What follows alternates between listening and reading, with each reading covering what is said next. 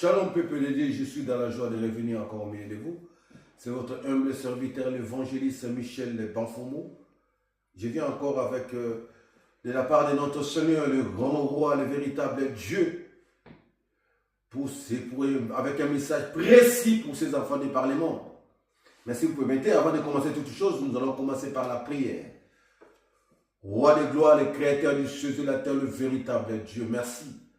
Merci encore une fois de plus, Seigneur, pour cette grâce opportunité, ces grands privilèges que tu m'accordes, Seigneur, de me mettre devant cette chair pour parler, Père de gloire, prêcher la bonne nouvelle, parler de ta part, Seigneur, à tes enfants de par le monde.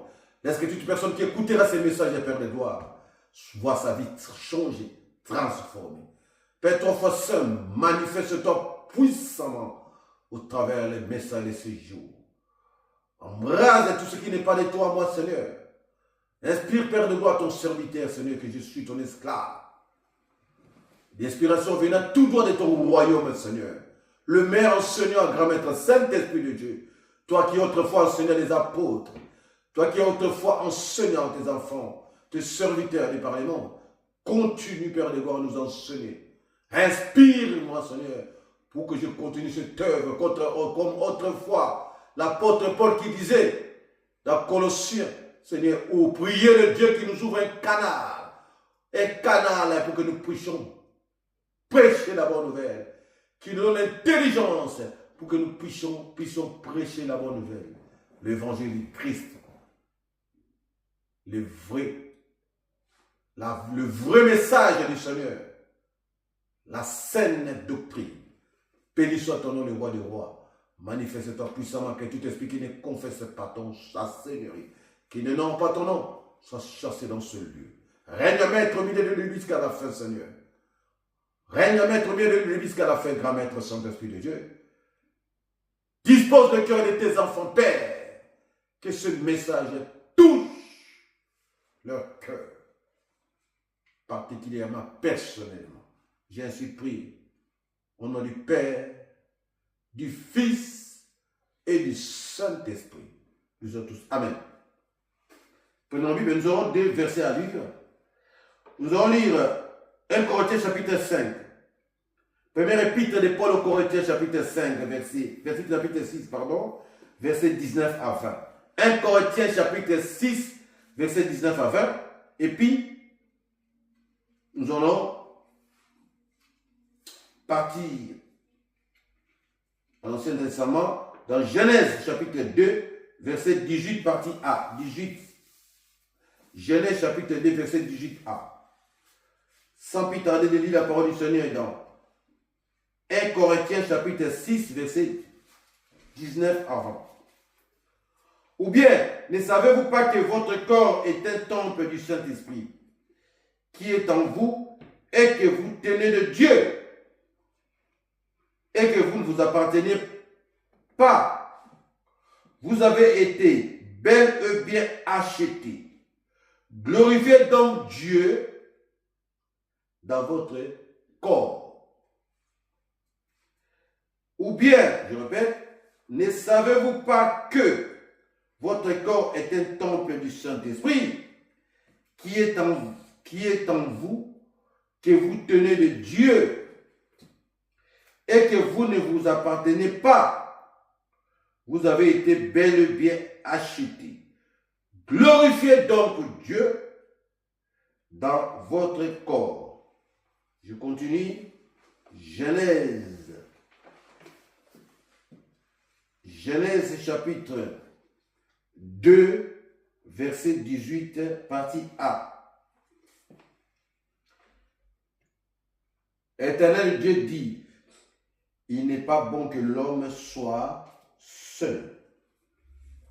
L'Éternel Dieu dit, il n'est pas bon que l'homme soit seul. On va s'arrêter là. Parole du Seigneur. Est-ce que nous pouvons acclamer la parole du roi des gloires, le créateur du ciel et de la terre? Bien-aimé, se réveiller chaque matin ou tous les jours ne doit pas être une habitude ou n'est pas une habitude. Quand on se réveille le matin, cela ne doit pas être une habitude. Et puis personne sur cette terre doit se vanter ou se dire qu'il se réveille par sa propre force. Nous le voyons plusieurs fois. Nous avons beaucoup de cas où tu as mis ton réveil le matin pour aller au travail, mais ton réveil a sonné, mais tu ne l'as pas attendu. Tu devais te sursautes, tu regardes, oh, tu es en retard. Beaucoup, ça arrive à beaucoup de gens sur cette terre. Tu te réveilles à messe. Tu avais mis le réveil à 5 h du matin ou à 6 h ou à 4 h ou à 7 h. Le réveil n'a pas sonné, tu sursautes, il est 6 h ou 7 h. Si tu avais mis à 6 h, il est 7 h.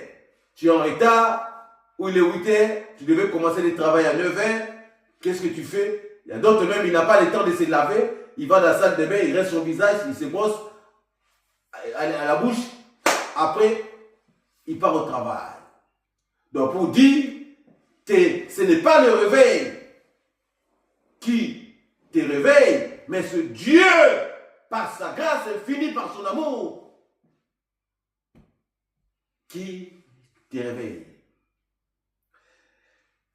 Notre thème de ce jour sera Christ, notre réveil du matin. Christ, notre réveil du matin. Notre thème de ce jour sera Christ, notre réveil du matin. Le Seigneur, Christ Jésus, le roi des rois, qui est notre réveil du matin, veut à ce que nos esprits soient toujours en alerte maximale pour déjouer le plan et le complot du diable et de l'ennemi, notre ennemi juré, notre adversaire, dans nos vies. Pourquoi? Parce que, comme nous venons de dire, Dieu fait grâce à tout le monde, à toute l'humanité, de se réveiller le matin. Mais quand tu te réveilles le matin, tu dois savoir que ce n'est pas par ta force que tu viens de te réveiller, mais au contraire, bien au contraire, mais c'est une grâce, une faveur que le Créateur du ciel et de la terre t'a faite à travers son Fils unique, que tu puisses te réveiller le matin. Alors, nous pouvons prendre ces réveils du matin en deux volets. Le premier volet est que Christ est notre réveil du matin. Pourquoi? Parce que Christ vient nous renouveler son souffle de vie dans la vie de tout un chacun de nous. Toute race confondue, sans exception. Toute la création, toutes les créatures. Le Seigneur, Christ, vient renouveler son souffle de vie dans leur vie. Ça, c'est le premier volet. Mais ce que nous devons savoir, il n'y a pas de réveil le matin sans le souffle de vie. Si tu te réveilles le matin, c'est que, d'autre part, le Seigneur est venu renouveler son souffle dans ta vie. Parce que s'il ne renouvelle pas son souffle, tu ne vas pas attendre le réveil du matin. Ton réveil peut commencer à sonner du matin au soir, tu n'attendras pas, parce que tu n'es plus. Mais quand le réveil sonne, Seigneur doit t'interpeller. Que tu sois chrétien, enfant de Dieu ou pas, Seigneur doit t'interpeller. À commencer d'abord par les enfants de Dieu. Que le réveil sonne. Je me suis réveillé, même sans réveil le matin, le Seigneur t'a révélé son souffle. Parce que s'il n'y a plus de souffle dans ta vie, ton corps devient une poubelle. S'il n'y a plus de souffle dans ta vie, ton corps va pourrir ou va aller les jeter à la décharge, à la déchetterie qu'on appelle cimetière. Donc, tu dois rendre grâce à Dieu à travers le souffle qui renouvelle chaque matin dans ta vie. Et ceci, c'est toi interpeller tout un chacun de savoir pourquoi je me suis réveillé ce matin. Comme il y a l'adage qui dit, se réveiller le matin n'est pas une habitude, ne doit en aucun cas être une habitude. Bien au contraire, se réveiller chaque matin doit être une interpellation personnelle pour toi, mon frère, pour toi, ma soeur, à savoir, le Seigneur m'a accordé encore une grâce, une seconde chance de réparer, d'arranger ce qui ne va pas dans ma vie, de venir dans les droits chemins, si j'étais parti autrefois. Ça, c'est le chose dans le premier volet. Tu te réveilles le matin. Il n'y a pas de réveil le matin sans le souffle de vie. Si tu te réveilles le matin, c'est que le Seigneur t'a donné et venu renouveler son souffle dans ta vie. Qu'est-ce que tu fais en retour? En récompense de cette gratitude, de ce geste d'amour que le Seigneur, de cette grâce que le Seigneur t'accorde pour te réveiller le matin. Tu te réveilles le matin, tu vas attendre, il y a beaucoup, toi tu te réveilles aujourd'hui, mais beaucoup, ils ne sont pas réveillés le matin. Beaucoup, ils sont partis au sommeil. Dieu a refusé de renouveler son souffle dans leur vie, parce que le Seigneur fait grâce à qui le fait. Ce que le Seigneur a refusé de renouveler son souffle dans leur vie, tu n'es pas mieux qu'eux, tu n'es pas plus qu'eux. Peut-être ils sont plus bons que toi. Peut-être ils sont plus belles que toi. Peut-être ils étaient où ils étaient parce qu'ils sont plus, ils étaient plus forts que toi, plus riches que toi.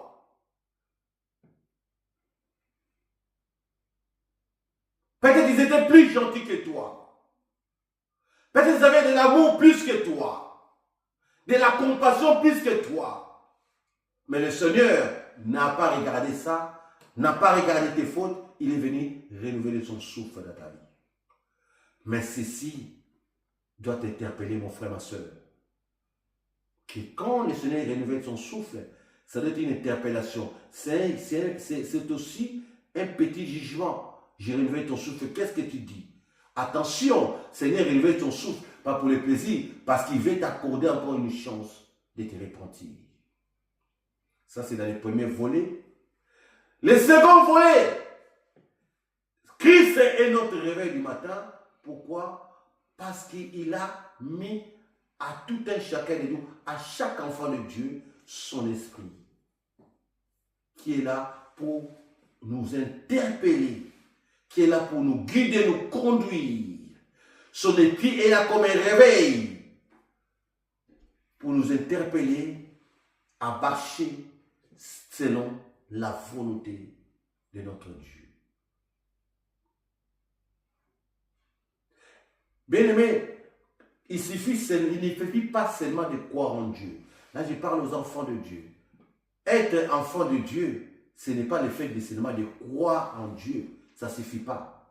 Même les athées disent, oh, je crois à celui qui a créé le ciel et la terre. Je crois qu'il y a un Dieu là-haut. Même les gens, les athées, les gens qui ne connaissent pas encore Dieu.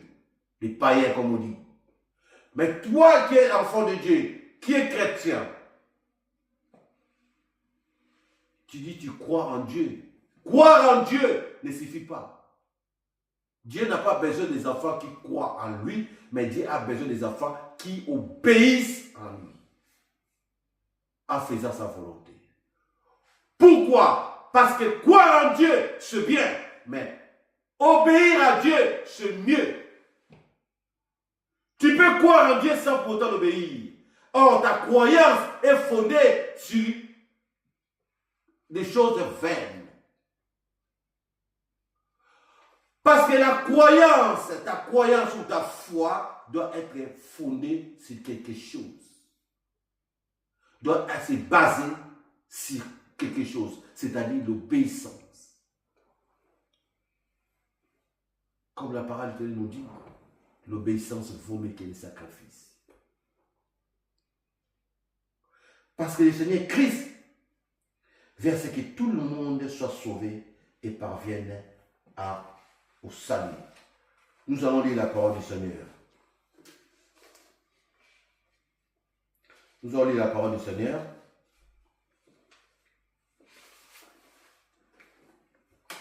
Le Seigneur veut que tous les hommes soient sauvés et parviennent à la connaissance de la vérité. Nous sommes dans 1 Timothée chapitre 2 verset 4. Première épître de Paul au Timothée chapitre 2 verset 4. Le Seigneur veut que tous les hommes soient sauvés et parviennent à la connaissance de la vérité. C'est quoi la vérité, mon frère, ma soeur? C'est quoi la vérité dont la parole du Seigneur nous dit ceci, ce jour? La vérité est que Christ, Dieu a envoyé son Fils unique comme sacrifice expiatoire, comme une offrande agréable de bonne odeur, pour ôter les péchés dans toute l'humanité. Pour que toute personne qui arrive à accepter Christ dans sa vie soit sauvée. Et qu'il n'y a pas de salut en dehors de Christ. Que Christ est le seul chemin qui amène vers le salut. Que Christ est le seul chemin qui sauve. Que Christ est le seul chemin qui délivre. Et que Christ est le seul chemin qui guérit. C'est pourquoi, mon frère et ma soeur, quand tu acceptes le Seigneur Jésus-Christ dans ta vie, il te suffit ça seulement de l'accepter, mais il te suffit aussi de l'obéir. Croire au Seigneur, c'est bien, mais obéir au Seigneur, c'est encore mieux.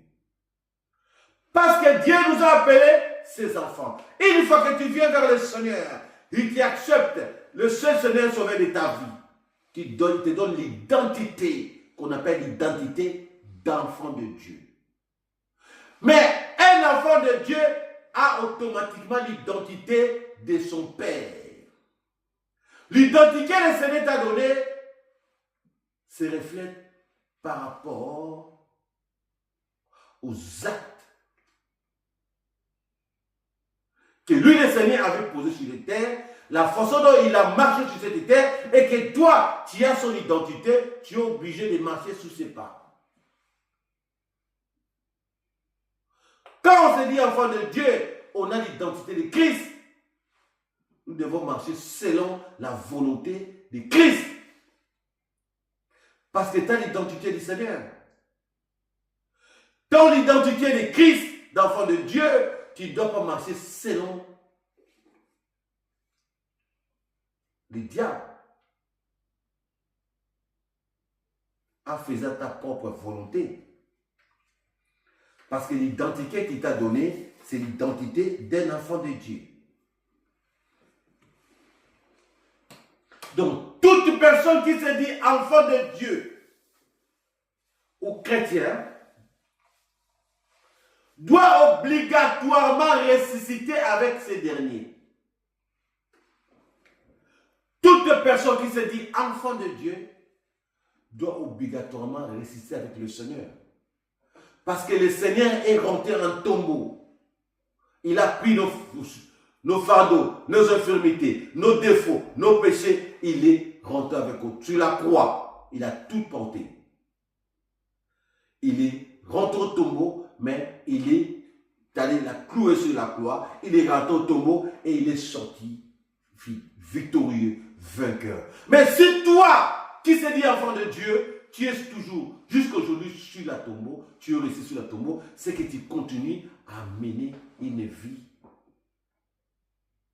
qui ne confesse pas ou qui ne nomme pas ton Créateur, qui ne nomme pas ton Seigneur, qui ne nomme pas ton Dieu. Parce que tu ne peux pas croire en Dieu et continuer à entrer dans les tombeaux, parce que le tombeau est vide, le Seigneur est sorti. Toi, tu veux rester dans les tombeaux. Qui sont restés dans les tombeaux? Ce sont les gens qui continuent à marcher selon leur propre volonté, selon la volonté du diable. Les gens qui continuent à marcher dans la désobéissance. Les gens qui continuent à marcher selon leur propre volonté. Amenant une vie de désobéissance. Donc, ce genre de personnes continuent toujours à vivre selon les œuvres de la chair. Qu'on fait Galates 5, 19 jusqu'à 21. Or, nous qui avons accepté Christ, qui avons l'identité du Seigneur, nous devons marcher selon notre maître. qui veut à ce que tout le monde, comme nous venons de lire ici, marche selon sa volonté, qu'on fait Galates 5, 22, le fruit de l'esprit. Le fruit de l'esprit. Nous allons lire la parole du Seigneur.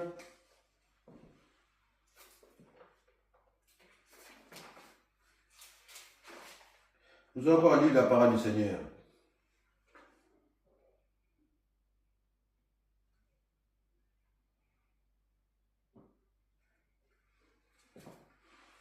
Nous sommes dans 1 Corinthiens chapitre 6, verset 12. J'ai lu au nom du Seigneur, Christ est le grand roi. Tout m'est permis, mais tout n'est pas profitable. Tout m'est permis, mais je ne me laisserai moi dominer par rien. Ici, c'est l'apôtre Paul qui parle. Tout. L'apôtre Paul, qui est l'un des disciples ou des apôtres du Seigneur, que le Seigneur a utilisé puissamment dans les derniers apôtres, qui avaient compris que l'identité être enfant de Dieu, que sans le Seigneur, tu ne peux pas vivre. Et que sans le Seigneur, qui est notre réveil spirituel, qui est notre réveil du matin, le matin, ce n'est pas le matin de se réveiller, mais le matin de notre vie. Parce que le soir, c'est le jugement. Avant qu'on arrive le soir, c'est le jugement. Le matin de ta vie, le matin, c'est-à-dire la période de la grâce que nous sommes, et que Dieu n'est pas derrière toi avec un fouet pour te fouetter. Mais apôtre Paul avait compris que sans Christ, tu ne peux rien faire sur cette terre des vivants. Et que sans Christ, il n'y a pas d'avenir. Que Dieu n'a rien refusé. Tout est entre tes mains. Mais c'est à toi de choisir le bon chemin. C'est à toi, en tant qu'enfant de Dieu, de choisir. Et de prendre une bonne décision. De choisir la bonne voie. Parce que l'apôtre Paul dit ceci. Disait, tout m'est permis, mais tout n'est pas profitable. Dans notre version, on dit, tout m'est permis, mais tout n'est pas utile. La version 8 secondes. Ici, nous sommes dans la version Bible de Jérusalem. Dieu te laisse le libre choix de choisir. Christ est au réveil du matin parce que nous sommes dans l'état de la grâce. C'est le moment d'en profiter. Parce que le soir arrive. Le soir, c'est le jugement. Le soir, c'est la condamnation. Le soir, c'est le châtiment. Le soir, c'est là où Dieu va venir choisir les brebis à droite, les boucs à gauche.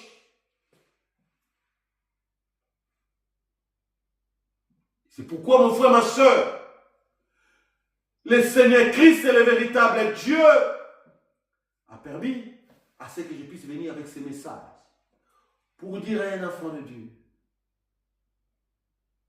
que Christ est notre réveil du matin et que sans le Seigneur, ton matin sera faussé. Que sans le Seigneur, ton matin sera dans l'angoisse. Que sans le Seigneur, ton matin sera dans les tourments. Nous avons lu encore la Genèse. Quand Dieu a fini de créer l'homme, il a dit, il n'est pas bon que l'homme soit seul. Nous sommes arrêtés juste au premier paragraphe. Parce que là, il y a un adage qui dit la nature a horreur du vide. Si tu es seul, l'ennemi va te dribbler. Mais si tu es bien accompagné avec les grands maîtres Saint-Esprit de Dieu, avec l'Esprit du Seigneur qui te conduit, tu vas arriver à la bonne destination. Tu vas arriver à la bonne destination. Tu vas arriver à la destination finale et Dieu va t'orienter d'aller sur la bonne voie, dans le bon chemin. Parce que si tu es seul, l'ennemi va venir te dribbler. Si tu es seul, l'ennemi va venir t'accompagner. Être seul, c'est marcher sans Christ. Être seul, c'est marcher dans la désobéissance. Être seul, c'est marcher sans faire la volonté de Dieu. Mais en faisant la volonté de Dieu, en marchant dans l'obéissance, je crois en Dieu. Oui, mais je ne m'arrête pas là. Mais j'obéis à Dieu. Oui, je continue encore. Je ne m'arrête pas là. Mais je demeure fidèle à Dieu. Tu es bien accompagné. Quand tu es bien accompagné, tu finiras dans la bonne direction, bien accompagné, et la réussite, la destination finale, qui est le salut, sera certaine pour toi. Que Dieu vous bénisse et bénisse sa parole.